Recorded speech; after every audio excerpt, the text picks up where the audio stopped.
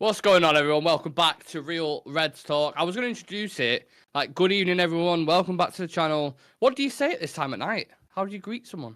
Good evening. Is it still evening? Yeah. I don't know. 20 past 10? Well, what would you? I was trying to say good night, but then that's like a That's the ending, isn't it? That's when you yeah, end. yeah. So I don't know. Maybe we'll leave that one for the viewers to see. Good, But good, welcome. good motto. You say good Good motto. morrow. Yeah. Yeah. I don't know. Make your own up in the comments. Let us know. This is Late Night Live with me, myself, and Mr. Sam McCabe. Sam, what topics are we going to be talking about tonight? If you can read or you can see the thumbnail, obviously Paul Pogba is on a tell-all interview with, I believe it's the Mail, but I think Sky and ESPN and other people involved as well. Spoke about him leaving United, wanting to leave United, Jose relationship, all that good stuff. So we've got the quotes from that. Kobbie Mainoo is possibly injured and out for 4 weeks with a hamstring issue, which fantastic news. That's just exactly what we wanted to hear before we head into these games. And yeah, academies have been feuding. Premier League academies have been denying access to other Premier League teams to watch their players and scout their players, and still not been resolved as of yet. And also as a bonus round as well, I want to get Sam's thoughts on Thomas Tuchel and the whole England scenario, because I don't think we've spoken about that yet, at least on a live. So yeah, we'll kick it off with Paul Pogba's quotes on Jose Mourinho, because these are literally the first time I'm reading them as well, so I'm quite reacting to it live. And he was saying our relationship was like boyfriend and girlfriend. We were breaking up and making up all the time. It started great. It was one of the reasons I went back to Manchester, because I spoke to him and he convinced me to come back. I don't know why it turned into a nightmare and us fighting, because I wasn't fighting. I didn't start the fight. We disagreed like managers and players do sometimes, but there's a lot of respect from me to him. If I see him tomorrow, it's a big hug, but one day we'll have to sit down together and discuss it. Now, this is interesting, Sam, because when we reflect upon Jose's time, a lot of people say he's the best manager we've had post-Fergie, and there's substance to back that up, I believe. Sure. But people tend to forget what happened near the end. Do you think his treatment of players was unfair at times with Shaw and Pogba and these kind of guys? I mean, it could be seen that way, couldn't it? I think Jose's that guy, and he has players who are prepared to run through brick walls for him. Yes. Carvalho comes to mind. Took him from Porto to Chelsea. Nemanja Matic might be another one as well. So it's players like that, and if he gets you and he likes you, then you're always going to be something to him. If he falls out with you or you don't do what he says or you don't follow instructions, you're probably going to be in for a rough time. And Luke Shaw suffered from that. Paul Pogba suffered from that. Jesse Lingard, I think, suffered from that as well. But then Jose loved Scott McTominay. He loved people like that. So yeah, it is what it is. And I think managers always have favourites. I think players have always had sort of things with managers and stuff. But obviously Jose is a little bit more fiery than most, isn't he? Yeah, understatement of the year.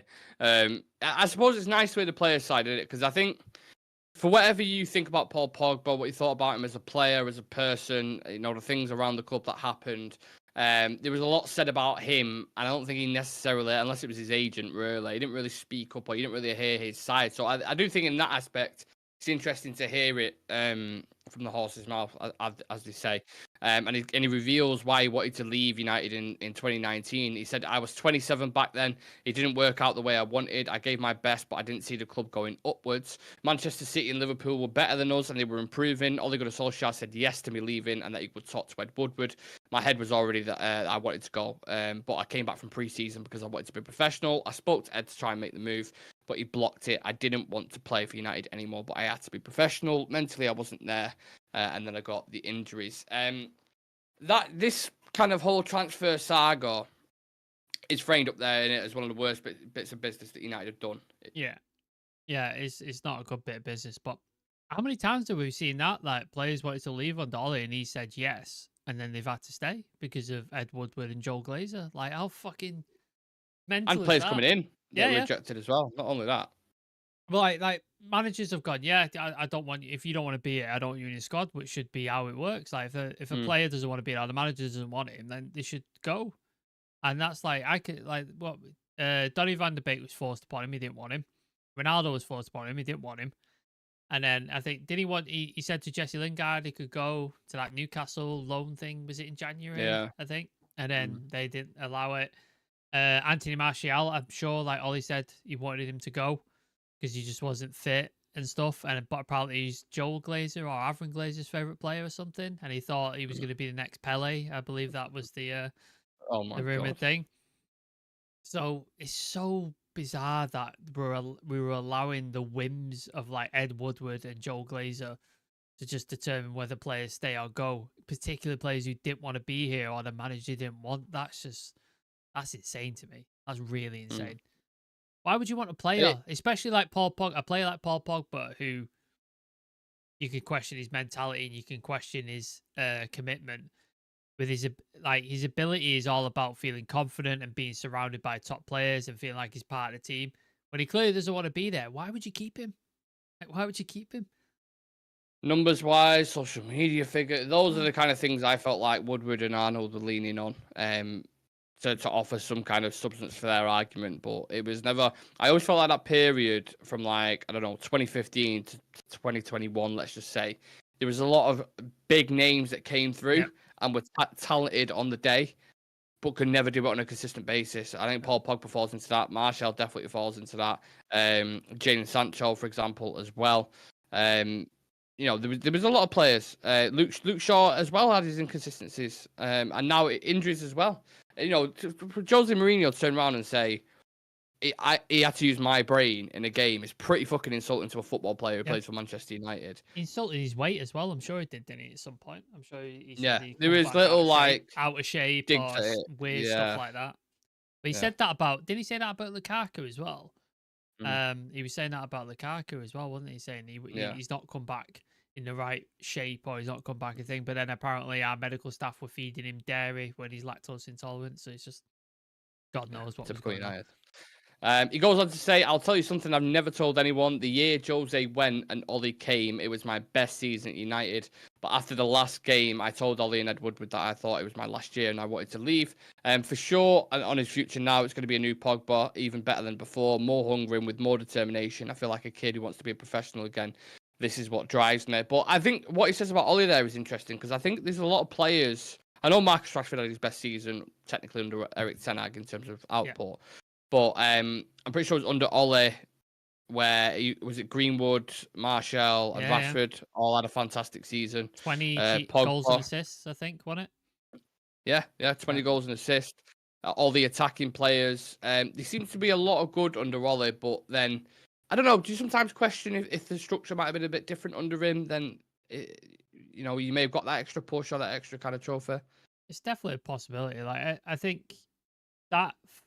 Was it 14 games winning run under Ole? I think that was the period. When he first came in. That was probably my post Fergie, probably my favorite moment watching United. I think, like in terms of like consistent period. Obviously, there's been odd games like the FA Cup final against City and stuff, but like in terms of consistent run, where I'd watch a game and even if we went 2-0 down, I'm like, nah, we're winning this. We're gonna come back and win this because we did it so many times, and it was like Ole was inflecting like the sort of Fergie mentality of Fergie time, wasn't he? He was just like, we'll never say die, and we just kept going. Paris, prime example. Yeah, Paris was probably my second favorite game post Fergie. That one, City games number one. Oh, actually, maybe 3. City, Liverpool, at Old Trafford that we were both there for, and then Paris. They're probably my top 3 post Fergie, I think. So I think. Yeah, that run was probably my favorite. Like, and I think that's why Ole's probably my favorite manager post Fergie. Not because of what he did and the trophies he won, because he didn't win anything, but in terms of how he made me feel about United and how I watched them. And there was that midfield of Ander Herrera, Matic, and Pogba, and I thought that worked incredibly well. I thought that was a fantastic midfield, and I thought, here we go, we've got a midfield, and it fucking works, and we're gonna keep going. And then the wheels fell off, didn't they, the next season? Yeah, I'm not trying to be like, when we reflect on all this time at United, I'm not saying it was all rosy. Trust me, there was issues. There was, when we were discussing the tactics, it was like the front four were so miles apart from McFred and the defence. How clumsy Maguire was at times. He had an awful year and a half or whatever it was. You know, there was issues. There was definitely issues there. Playing a team that a low block, we would really, really struggle against. But I do think moments-wise, there's quite a few under Ole that I liked. But that's the issue, I suppose, in long term, under each manager, when you come back to it, it always comes back to we can never do it on a consistent basis. We can turn up in moments. There's no plan, was there? Yeah. No sustainability at all. It's always every manager you can go through, honestly, whether you're like Ten Hag, maybe the FA Cup final, Carabao Cup final, great. These performances, you can kind of handpick them out. Ole, Paris, when he beat City as well. You can go through them all, but never where did he finish in the league? Where did he end up going towards the end of the year? Look at Ten Hag now. It's always the first season as well. The first season they're great. Finished second, we finished third, finished thing. We win a trophy or we go to finals. First season's fantastic, and then the second season all goes tits up, doesn't it? Every time, every single manager, the second season has gone. If they got a second season, it's gone tits up, and then they're gone before the end of the third. And it looks like we're heading that way again under Ten Hag. Sadly, and you also worry about the players that are coming into this environment. So this was all supposed to change with Ineos coming in, but you look at a player like Kobbie Mainoo now, Sam, who is apparently out with an injury for 4 weeks, depending on rehabilitation. It's again young players are they being overplayed? Are they being played whilst they're injured? These questions have to be asked, don't they? Well, that's what I was saying to you off camera. Like, obviously, we've said a couple of times after reviews and stuff like that, Kobbie Mainoo's not looked himself. Like, he's not looked the Kobbie Mainoo that we saw last season, who was absolutely bossing it and forced his way into the England squad and had a meteoric rise. He's not looked the same this season. And we're like, what is it? Is it system? Is he knackered? Like, what's going on here? Like, and obviously it could be a combination of those as well. But it's like, I said to you, like, off camera, have we been playing him injured? Has he had this issue since the beginning of the season and he's tried to play through it and now it's caught up with him and now he's out for 4 weeks? When has he done it? Obviously, he didn't go with England because of this injury. So has he done it in training? Has he done it in the game? Is there any context? I'm not sure. If he's been playing the way he has, I think he's been injured the entire time he's been playing, and they've tried to manage it. So I don't know whatever reason. Obviously, we've seen him dropped for a couple of games as well, haven't we? We've seen him come out of the team for quite a few games. So maybe that's again they were trying to manage it and hope that he would get better with rest and stuff like that. And now it's clearly like, no, it's an actual injury. And he's going to be out for 4 weeks. And it's just like, that's adding pressure to Ten Hag now because he was one of his most important players last season and bailed him out of quite a few games with important goals or performances. And that midfield is like starting to hang on by a thread now, isn't it? Like, Ugarte came off with an injury for Uruguay, didn't he? I was about to say, let's go through from the back line to the forward line, the current injuries that we've got in a minute.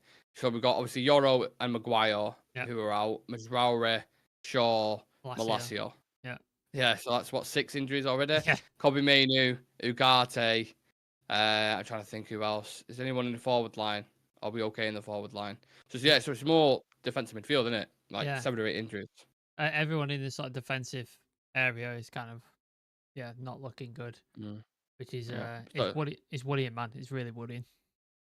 Going to be interesting. We do that Brentford preview tomorrow. Make sure you guys come and check that out, whether you are watching this live or watch this later on. Come and join us because we're going to have to pick this squad somehow. And I think the midfield, what is he going to go with? Because Mount's only just come back into training. There's Mount, another one. Mount, yeah. Literally didn't even fucking mention him. But that's one of those that's in the back of the mind, isn't it? Because he's just always injured. So you're like, yeah, it is what it is. But what midfield do you go with there? Do you go Eriksen, Casemiro, Bruno again? Potentially? Have to, don't you? Because if like he did against Villa. Is he going to start thinking though? Like, fucking hell, what? I've just lost my train of thought. Start who? Eriksen at 6 again? You're going to say? Because I know Mount's back in training. He's not going to start him, is he? Like, he's not. No, I don't feel like he will. So it has to be Casemiro, Eriksen, Bruno, doesn't it? Because there's nobody else. If Ugarte's out and Thingy's out, there's worries about Rasmus Højlund as well, isn't there? There's worries about his. Oh yeah, precaution for Denmark. Yeah. What's going on there? Great. Fantastic. Injuries still continue, honestly. But we'll save it because there's a lot of stuff I want to get into for that preview. Like I said, make sure you come and join us for that, guys. We're going to change gears slightly. We've talked about Kobbie Mainoo there, academy product.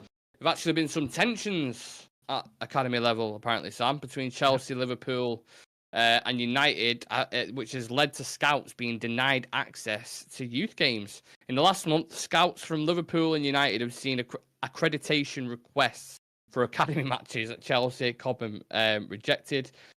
There's a load of stuff going on, a load of drama, and no agreement has yet been reached.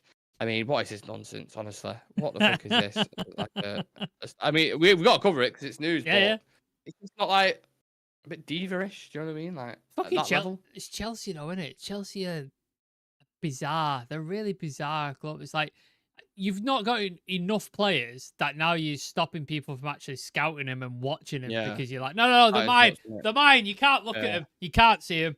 You can't look at them. So they're just denying accreditation to United, Liverpool, like to scout players that they could potentially sign. Like it got messy with Arsenal as well, with Chido Obi Martin as well, didn't it? That dragged out for fucking however long just to get like the sort of compensation sorted. It just seems like teams are like you said, acting a bit childish.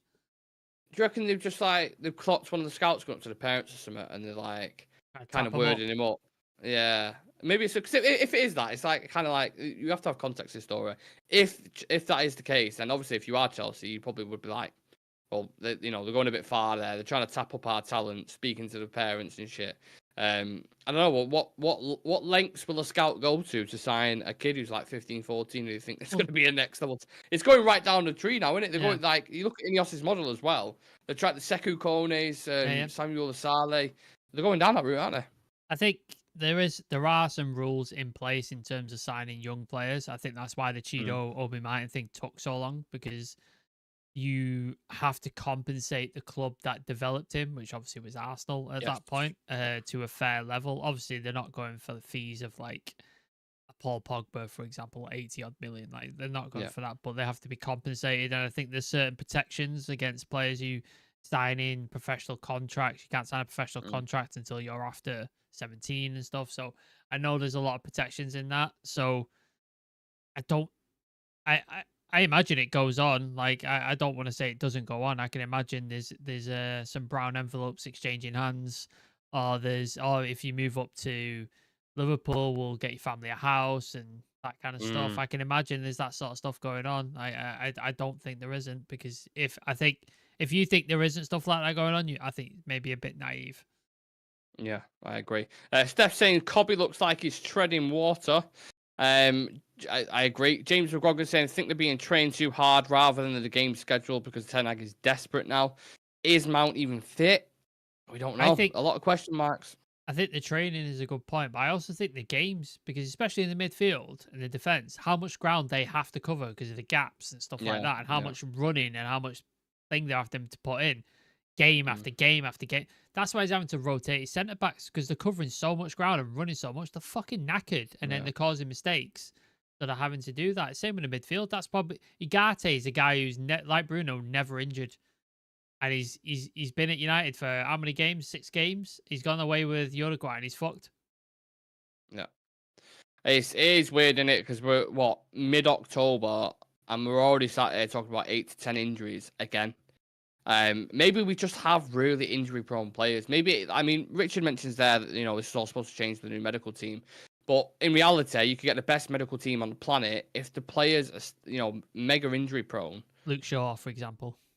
Yeah, how do you can't just bring them back? They're just naturally, you know what I mean? There's players like in history, like think of original Ronaldo, R9, fantastic player, one of the best players in the world, but just injury prone, just couldn't stay Gareth fit. Bale, another one as well, badly injury prone.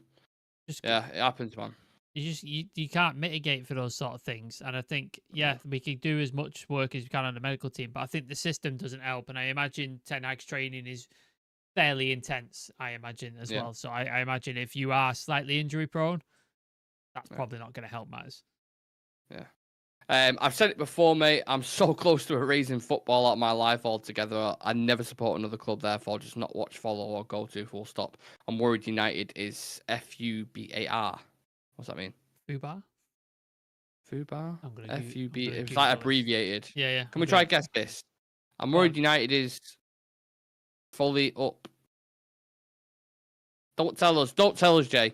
Well, we've got to try and. Well, you got it there. I've got it. You try and guess what it is. I'm worried United is FUBAR. Can you give us a clue? Well, the first word is a swear word. Fucked. Yeah. Fucked up. Yeah. Oh, it's sad. Fucked up. bang average Reds. No, so it's fucked up beyond all recognition. Oh, well, fair There enough. Yeah, sorry, didn't mean that. JM42 in the chat. It mean damaged. Thank you very much for clarification. Yes, but they're being rushed back too soon. It could be. Look, we don't know, do we? Ultimately, we're not in the route training. We don't see the sessions. Is he training them too hard? Are they just injury prone? Is it a little bit of both? I don't know. But then how do you've got to train with intensity. You listen to United players of old. Roy Keane would always talk about they would play training like a proper match, and they would get pissed off when he'd lost and stuff.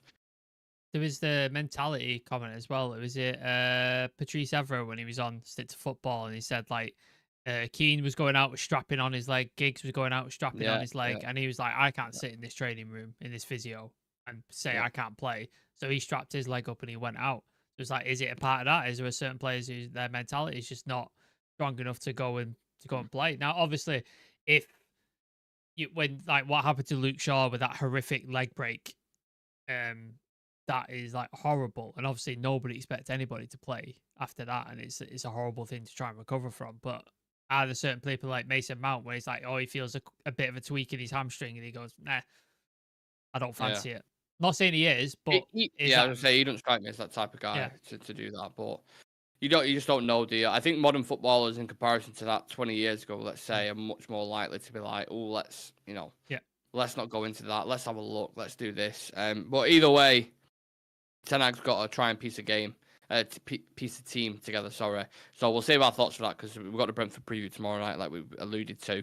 I wanted to talk to you about Thomas Tuchel, Sam, because I've said very strongly on this afternoon show my thoughts on that whole situation. So I will let you take the floor with this one. Yeah, a really good appointment. I think of all the managers out there that you could possibly get, I know there was a bit of talk about Pep Guardiola, but how realistic was that? I don't think very, to be honest with you. He was available. Apparently, I saw some reports that he signed his contract on October the 8th. So all this stuff about Tuchel since then has been bollocks, basically, because he'd already signed his England contract, but obviously nobody knew about it. And apparently they've been speaking to him since July, which was like shortly after Sir Jim met him in Monaco, I believe. Yeah. So it's been going on for a while. So yeah, fantastic thing. Trophy winner, tournament manager as well. Knows how to win tournaments. Knows how to go into the last stages and get it over the line, which is something Southgate was not able to do. We're used to working with world-class players, of which we've got quite a few, and he's not afraid to make big decisions, which Southgate was. Like he was trying to fit in Saka, Kane, Foden, Bellingham, everybody into the team. I think Tuchel will come in and just make decisions and go, look, you can't all play, and this is the way I'm going to set up. And this, you might be a star at your own club, but this is the way I'm going to come in and I'm going to make it happen. And he's well known for getting over the line and winning trophies like the Champions League. So I think, yeah, absolutely spot on appointment. And if I was still as an England fan and still like really excited about England, I'd be buzzing about this. But hey, if he goes into Does that not bring back the excitement, no? No. Why not? I'm just done. I am over England, man. Like so many times. Like obviously, I'm older than you. I've seen a lot of tournaments, and every time you get excited, and they just let you down. And I'm done with it, man. I'm done with it. I wish him the best, and I hope like when we go to World Cup in 2026, and if he starts showing something great and playing well, I'll get behind the team, and I'll hope they win it. But for me, I just think I'm worried about our defense. I think our defense is worrying. We need some young blood to come through in that English defense. I think our Branthwaite's a possibility, but like fullbacks, suffering fullback. Kyle Walker's getting older. Trent, he's good going forward, but defensively, Luke Shaw. If Tuchel comes in, he'll be a wing back, won't he? There you go. Luke Shaw's not there. Reece James not there. They're all your really good fullbacks, and it's like, are they going to be available? So that worries me. So, but yeah, really excellent appointment. Really, really sort of glad that that's the way they went instead of like an Eddie Howe or a Graham Potter. But he's German, Sam, so who gives a shit? Who cares? What was your reaction when you saw that? Because when you see, people like Gary Neville and Jamie Carragher who have, obviously a mega opinion on this. They've done coaching before. They've played the game, all that kind of stuff. Huge platform. When they're coming out and they're saying, "Oh, well, I would have looked at Lampard, Eddie Howe." Did they say Lampard? Three names. Jamie Carragher said Lampard. I would have looked at him. Graham Potter and Eddie Howe were the three names that were put up there, who together have won fuck all, basically. Lampard is a horrific but that's what I'm shout. saying. And I was actually, when I was in work before, as you can see, I'm fucking piss wet through because pissing it down. I was having a back and forth with the ref, and he was saying, well, I think, if we had just started the game of football now, I do think English managers should manage it. You have to have English players, so an English manager should be there. And I get that concept if it's from the start, but I go back to it, and I was speaking in the afternoon show. You look at what's the best story in international kind of history? What's like the biggest underdog story? Leicester winning the title. No, international football. Oh, international, like Greece, maybe. Yes, Greece, right? The manager was German. Of Greece. Yeah, you've had Gus Hiddink, who's finished fourth, I think, with South Korea in the early 2000s. He's Dutch. So global football is a global sport, innit? I don't get this kind of xenophobic undertone to a lot of the stuff that's... Do you know what I mean? I don't know. It's also in terms of, like, is Eddie Howe a better manager than Thomas Tuchel? No. Is Graham Potter a better manager than Thomas Tuchel? No. Is Frank Lampard better than any manager? No, I'd say no. He's fucking terrible manager. He's fucking not. Should we just chuck Steven Gerrard in there because he's English? Should we do that? Like, do you know what I mean? And he's played the game and he's one of the boys. And fucking just ridiculous. Like, the job should be about who is the best guy you can get to do this job. Thomas Tuchel's the guy. He's the best guy you can get. He's available. He's won stuff, and he's a fantastic manager. Get him. Like, do you know what I mean? And these people, it should be English. A bunch of our players represented Ireland in different countries. The under 16 and under 19 level before they went to England. Declan Rice. Wan-Bissaka's playing for Congo now. Greenwood's with Jamaica. You know what I mean? Like, Declan Rice and Jack Grealish both turned out for Ireland under 19s before they played for England. So, like, it's such bollocks, man. Like, the Premier League is one of the most globalist sports in the world. Best managers in the Premier League are not English. The best players in the Premier League, a lot of them are not English. There are some English ones, but a lot of them are not English. Why do people watch the Premier League? Because the best players are here and the best managers is here. Like, and I'll tell you what, the fact that if he went on to win a World Cup, no one would give a shit. No one would care.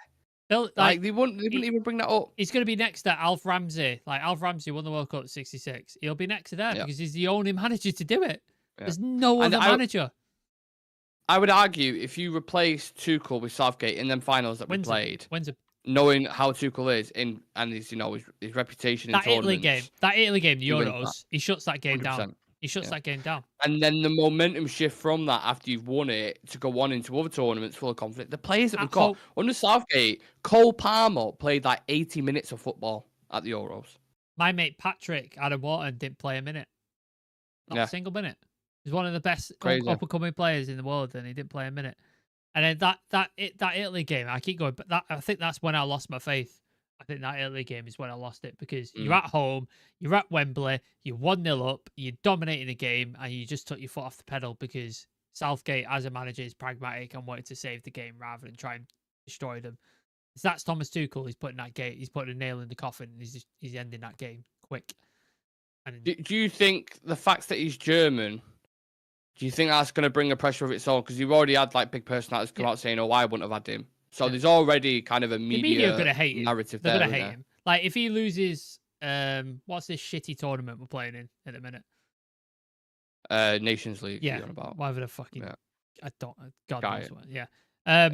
If he loses a game in that, they're going to be all over him, aren't they? Oh, is this the right guy? Like, is he ready? Yeah. A German man. That hit piece, the Mail Sport last night. Do you know what? 3 days earlier, he was twerking for Pep Guardiola, saying this could be the greatest manager selection of all time. Yeah, same guy, Sam Wallace. I think his name is. Is that who it was? Yeah, same guy. 3 days earlier, was writing a piece about how Pep Guardiola could be the greatest England manager of all time. So do not believe any of these fucking bullshit writers. They're full of shit and they're full of bollocks. They will write whatever it takes to get the click and get the engagement and get that thing. They have no integrity. They certainly got that, but. No backlash off that, honestly. Rich is saying if Ten Hag is to go, you need to look at a manager with a different profile. Had it been 2 years down the line, I would have said get McKenna. Tuchel was all you guys who watch this channel every day, week in, week out, know I said Tuchel It's not like a self-preservation thing. I really wanted him at the club because I think everything we need, he brings. And the fact he's gone to England now, what fucking manager comes in now? Who would you pick now then? If Tuchel's off the, is there Do you know what? is there Honestly, anybody that jumps out where you're like, I want him? there's no one that jumps out. But if it was to go and choose one now, I quite like Thomas Frank. To be honest, Interesting. He's a really good coach. He's not an obvious one. He's not No. a giant name in terms of like a Mourinho or anything like that. But I like his coaching methods. I love the way Brentford played to keep them. I think people kind of look down on the nose at clubs like that just because it's Brentford or what have you. But the tune he's getting out of those players at the moment, and you know as well as I do, watching Brentford and how much we've struggled against them as well, United. Been at games. Yeah, he's a good manager, man, and I think he deserves a choice, not a choice, an option, to go up to that next level. He's tactically consistent as well. Like his tactics are spot on. He works really well, and he's established really well. He's established Brentford as a Premier League team. Like he got promoted, and they've been in the Premier League with no danger of ever getting relegated. Like he's kept them up, and they're solidified as a Premier League team, which I think deserves credit because the amount of clubs who come up, they look great, and then they go back down after a year or two. Happens all the time, like just consistently, and he's brought them up, and they're like always like what about 10th or 8th or 10th around about there. I think that's fantastic, and he's dealt so well with the loss of their talisman in Ivan Toney. And Bueno and Vissa look better than ever, thanks to Tony. Look at the budget. Yeah. The budget that they're on, the football that they're playing, our team's worth 1,000,000 times more than what Brentford's on. Especially, Nick likes to run along the touchline manager. Listen, I like a manager who's box office. And do you know why? Because I think that is one of Ten Hag's downfalls. I watch his press conferences. I watch how he comes across at times. He doesn't give me that. Do you know what I mean? That kind of charismatic, that... He don't come across that. He seems like a very strict head teacher when he mentions things, and I think players need a bit of both. Yeah, I was reading. I think it was Raphael Honigstein. He wrote an article, and I think they re-released it after Tuchel got announced as manager on the Athletic, and he was talking about Tuchel and how with like certain players he's like a proper arsehole, and he's like to get to do what he needs to do, but then other players he's like really friendly and stuff like that. So it's like he has that duality of the both sides. It's like when you're not going to cross him because you're afraid of him, but you can go to him if you're struggling or you need some help stuff, which is I think is a really good thing. Yeah, that's man management, isn't it? And that's what we need at the club. I wouldn't mind the Tuchel appointment if it happened like Sam said. His knockout football record speaks for himself, and what's available, I think it's a great choice. Yep. The politics of football generally has gone borderline lunacy in the last 2 decades. Italy 100%. Spain last year was a quality team, though. Yeah, I didn't think. I think we both said before the game, like, we don't beat Spain. There's too many. There's too many players in that team who are world class. Unbelievable. Like world class. Like Lamine Yamal. Even when Rodri went off, didn't he? Yeah. And then they brought another guy on. It's like Zubimendi, and he destroyed us as well. You're like, for fuck's sake, man. Yeah. Technically, like Spain are just so good on the ball, and they've been doing it for about 30, 40 years. They're just it's culture. It's inherited in him. Yeah. I don't know. Frank's been very good at Brentford. I agree with Nick. I think he deserves a better job. He reminds me of Goldmember. Okay, fair enough. Each their own. Look, it's going to be an interesting next couple of days for Manchester United. We've got, like I said, the Brentford preview tomorrow night. We've got an afternoon show with some interesting news stories on there at 12 o'clock tomorrow. And then Friday, we've got Erik ten Hag's press conference. We've got the Premier League predictions. I'm going to get Alex's thoughts on the Tuchel situation as well at England. And then, back to the game, which I can't wait to watch. It's 3 o'clock kickoff, right? Yeah, 3 o'clock on Saturday. So 3 o'clock, we will be live with the pre-match and the post-match discussing, as always. Different shows today, but I think we've done one at 3 o'clock and one at 10:15. Life. So we've just live, navigate around work and stuff. But we always get the shows out there. So but nice to see quite a few of you in the chat and getting involved. As always. Yeah, looking forward to the game, Sam, or very doubtful? No, not looking forward to it at all. You'll probably I'll try not to make it a negative preview, but it's probably gonna be one, unfortunately. I'm sorry. Yeah. Really sorry. And I'll try and make it as positive as I can. Let's see who else is on it. Cheers for tuning in tonight, guys. Appreciate it's very late wherever you're watching from. Please do, if you can, before you head off, leave a like on the video for us. We're 12 subs off 7,200. So if you're new and you enjoy the content, you know what to do. Yeah, we'll check this out in the next one. See you in a bit. Yeah, follow all socials. There's a new After Dark episode I put out this morning on the Oh members shit, yeah, thing. sorry. So please Yeah. do, if you're a member, Stephanie, Richard, I think are in the chat. I don't think there's any more members. But if you are a member, you want to become a member, join the membership, you can watch After Dark right now. It's really, really Yes, funny. sir. I had to do a bunch of editing, to be honest with you. Yeah. Because it was Mad shit in there. It was a lot of mad shit in there, but please do go check it out. You'll enjoy it, everybody. Yeah. Awesome. Right, guys, take it easy. See you in a bit.